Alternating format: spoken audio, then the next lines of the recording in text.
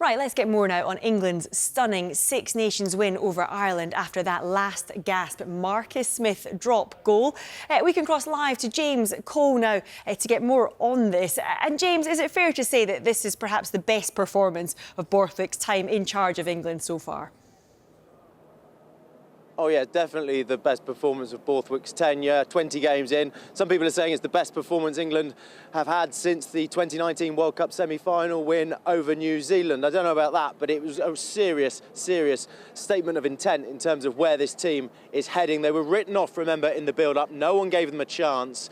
4-1 with the bookies. It was all about Ireland's cakewalk to their second successive Six Nations Grand Slam. But in the week, the players said that they were hurting after the result at Murrayfield, that defeat to Scotland, that they worked hard, that this big performance was coming. Few believed them, but they produced it here at Twickenham. And I haven't heard Twickenham make a noise like that in a long time. It was literally bouncing at times, particularly at the final whistle. Jamie George, the New England captain, has said he wants to put smiles on England rugby fans' faces. He certainly did that with his players this evening. Attack, England looked a lot more cohesive in attack, particularly Manuel Feio-Waboso making his first test start. The 21-year-old medical student, he lit up their attack with some sparkling steps and he really gave them an added edge. Defence, well, that's work in progress. England are trying to instigate a new defensive system under their new defence coach, Felix Jones. But what we saw was a huge amount of line speed and physicality, which was summed up in the performance of Leicester lock George Martin. He was immensely physical.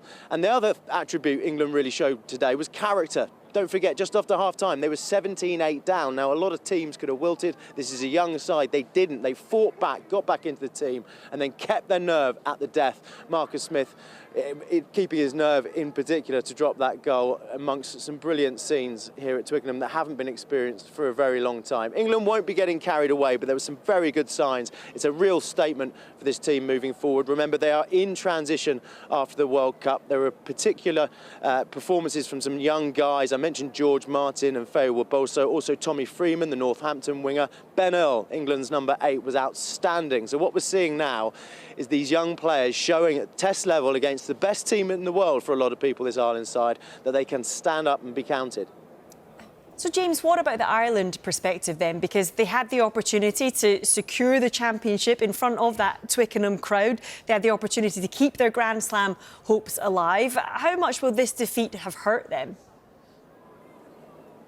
It'll certainly hurt them, but I don't think they'll be too worried. What have they won? 23 out of 25 tests over the last 2 years. It was 11 consecutive Six Nations wins going into this game. Andy Farrell said in his post-match press conference, look, our aim at the start of this Six Nations campaign was to win the Six Nations. That is still in their hands, and there will be odds-on favourites to do that in a week's time in Dublin. But yeah, it will hurt. Obviously, defeat always does. Don't be surprised, though, if next week Scotland get a bit of backlash from tonight's result. And it wasn't like Ireland performed awfully either. It wasn't a performance that they can look back on and go, we've got problems. It was just that England were better than them in crucial areas, the line-out and breakdown in particular.